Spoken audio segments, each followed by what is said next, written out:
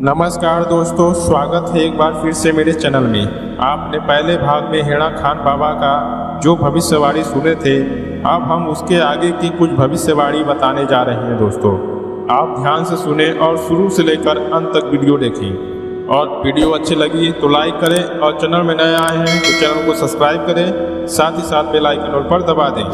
इसमें भगवान कल्कि के बारे में एवं भगवान के अवतरण के बारे में जो हेड़ा खान बाबा ने बताया है, उन्हें कोई पहचान नहीं पाएगा और जान नहीं पाएगा। आज इसी विषय पर हेड़ा खान की जो भविष्यवाणी है वह शुरू करते हैं।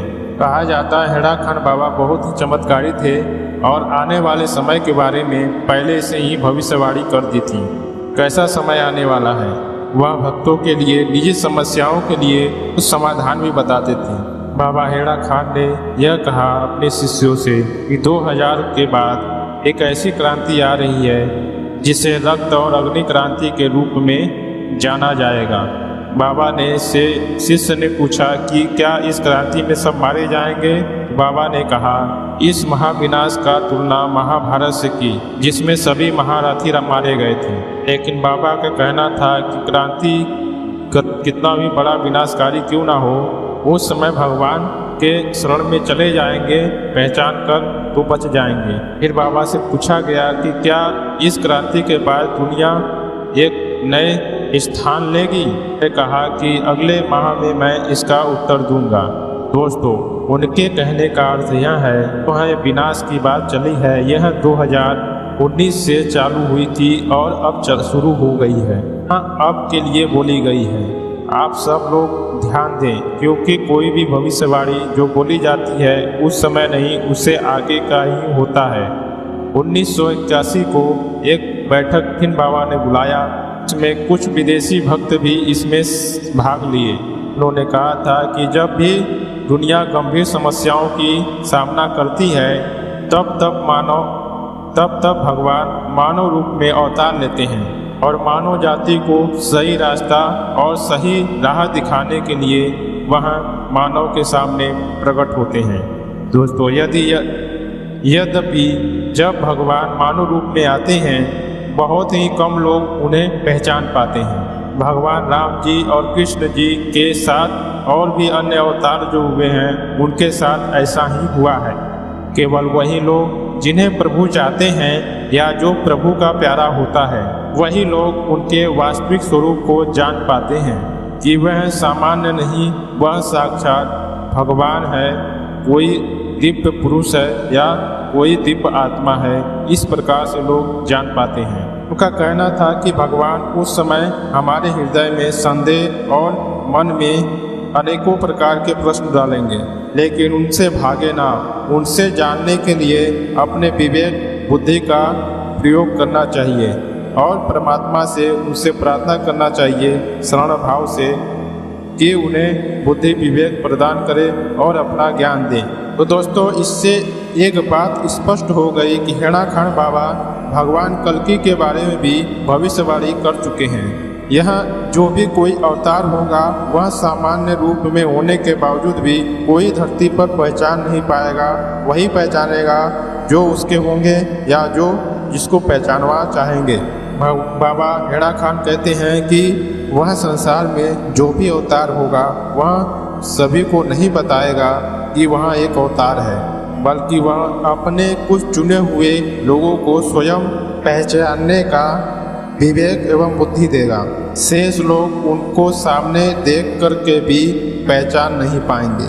दोस्तों, भगवान कल्कि धरती पर आए हैं, लेकिन बिल्कुल ऐसा ही हुआ है। वह जिन भक्तों को चाहे हैं और जिन भक्तों ने उनको अपने प्रति अपने आप को उनके प्रति समर्पित शरणागत किया है, वही उनको पहचान पाएँ और उनको ही भगवान दिखाए जनाए। बकिया शेष इस धरती पर जगह जगह सबके सामने गए, सब ने उनको धुतकार दिया या उनको जादू वाला या टोना वाला ऐसा बोलकर उनको दूर भगा दिया, क्योंकि भगवान कल्कि ग्रस्त से निकालकर संसार में एक दिव्य पुरुष और संसार को बचाने के लिए एक महायोद्धा बना रहे हैं। और संसार को बचाने के लिए जो सिस्टम होना चाहिए, युद्ध का सिस्टम होना चाहिए और सबको सद्भाव और सद्व्यवहार से क्षमता शक्ति देने की बात शुरू चल रही है।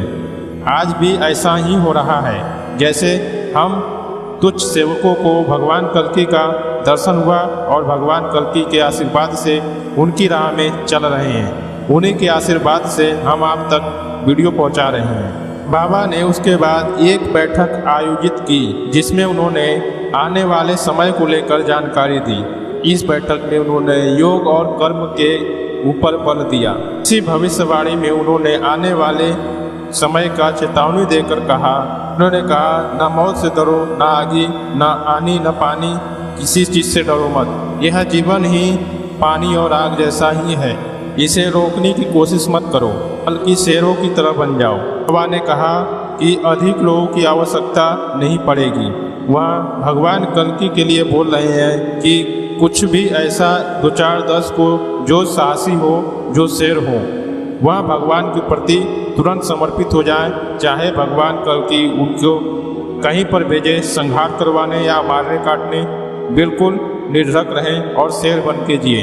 यह भी कहा कि आने वाले महाक्रांति के समय सुदृढ़ बने रहें। संसार में आग लगने से कोई रोक नहीं सकता।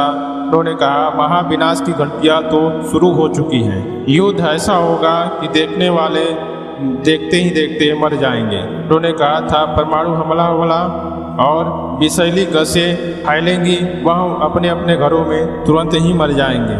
इसलिए बाबा अपने शिष्यों को भी निडर रहने के लिए कहते थे, क्योंकि वह जानते थे कि आने वाले समय में जो भी रहना चाहेगा वो निडर ही व्यक्ति रह सकता है। इसमें साहस नहीं होगा, वह इस कठिन समय से जूझ ही नहीं पाएगा। आपने देखा होगा कि कोरोना महामारी आई थी, उसमें जो मानसिक रूप से जो मजबूत थे वही जीवित रहे और बकिया जो मानसिक रूप से मजबूत नहीं रहे वह सब मारे गए। जैसा आपको पहले बताए थे कि उनसे एक शिष्य ने पूछा था कि आने वाले समय में क्या होगा, तो बाबा ने कहा था कि उसका उत्तर दिसंबर माह में देंगे। तो वह दिन आ गया जिस दिन हेड़ाकार बाबा आने वाले समय के बारे में भविष्यवाणी बोलने वाले थे। 24 दिसंबर 1981 में हुई बैठक में बाबा हेड़ाखान ने आने वाले समय का रहस्य उद्घाटन किया। यहाँ उन्होंने कहा था कि इस समय अपनी राष्ट्रीयता भूल जानी चाहिए। यहाँ भूल जाना होगा कि वह किस देश से आए हुए हैं। उन्होंने चेतावनी देते हुए कहा कि आने वाले समय में ऐसी ऐसी घटनाएं होंगी, सभी देशों को स्वार्थ भूलकर एक दूसरे की सहायता करनी पड़ेगी। इसके लिए उन्होंने पहले से ही लोगों को प्रेरित करने शुरू कर दिए थे। जबकि वास्तविक संकट आने वाला 2020 था, जिसमें कोरोना महामारी आई थी। उस समय हर राष्ट्र एक दूसरे की मदद कर रहा था और एक दूसरे की सहायता भी लोग कर रहे थे। इस समय कौन सा देश शक्तिशाली है और किसके पास कितना धन है, यह सब नहीं देखा गया। भारत से भी कई जगह दवाएं गई और कई जगह से भारत में भी सब आए। समय यह नई बातें चल रही थी, किसके पास कितने हथियार है, किसके पास कितना नहीं। अब वह भविष्यवाणी होने जा रही है जिसको सबका इंतजार था। बाबा ने कहा कि जो हथियार सभी देशों ने सुरक्षा के लिए बनाए हैं, वही हथियार एक दिन उनके सबका अंत का कारण बनेंगे। हथियारों को यही भंडार ही मानव जाति को समाप्त कर देगा और मानव सभ्यता एक कहानी बनकर रह जाएगी। बाबा कहना था, संसार का विनाश परमाणु बम एवं हाइड्रोजन बम के द्वारा ही होगा और देखते ही देखते यह सारे बम अपने आप ही फूटने लगेंगे। बाबा हेड़ाखान ने बोला कि हमारे ऋषि महर्षि भी परमाणु बम को शक्ति को जागृत करना तो जानते ही थे, यह भी जानते थे कि इन ऊर्जाओं को कैसे शांत किया जाए। इसे आग को बुझाने के लिए पानी होता है। अब परमाणु ऊर्जा का विकिरण का से बचने का एक ही उपाय है, भगवान कल्कि के शरण। इसके साथ ही हेड़ाखान बाबा ने कहा कि एक राज्य शीघ्र ही बहुत ही दुर्लभ राज्य आने वाला है। एक नया राज्य स्थापित होगा। उस समय वही व्यक्ति जीवित रहेगा जो धर्म और कर्म करेगा।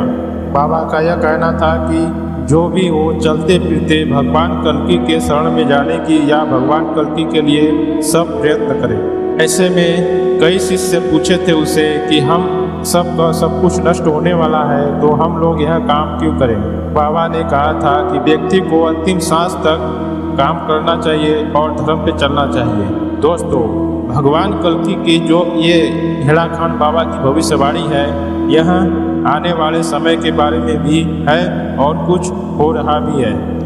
जिनको बचना होगा उनको भगवान कल्कि के शरण में जाकर उनके ध्यान और उनके ही आदेश निर्देश में रहना होगा।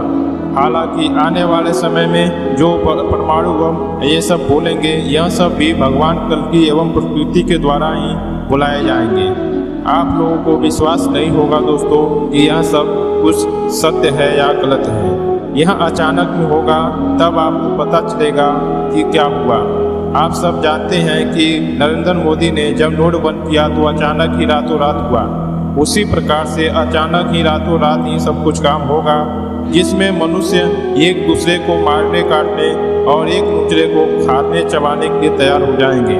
मनुष्य को अन्न भी नहीं मिलेगा और मनुष्य जो आज धन इकट्ठा कर रहा है वह उसके काम भी नहीं आएगा।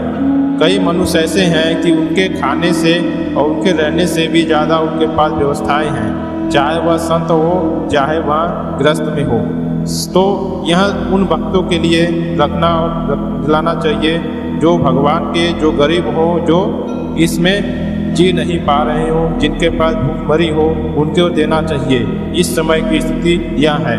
और साथ ही भगवान कल्कि के भक्तों के साथ रहना चाहिए। साक्षात शिव धरती पे आए हैं तो उनकी सुरक्षा, उनके साथ अपने जीवन को रखें, उनकी खोज करें। हालांकि दोस्तों भगवान कल्कि के बारे में संपूर्ण जानकारी आप तक पहुंचा रहे हैं, उसी प्रकार से हमने यह सब भी बता दी है कि शिव शक्ति एवं शिव महाशक्तियाँ कहाँ कहाँ कैसे कैसे उतारनी है। यह मेरे वीडियो में चैनल में पहले से ही डाला हुआ है। तो दोस्तों आज की इतना ही, मिलते हैं नेक्स्ट वीडियो में। जय श्री कृष्णा, जय श्री राधे।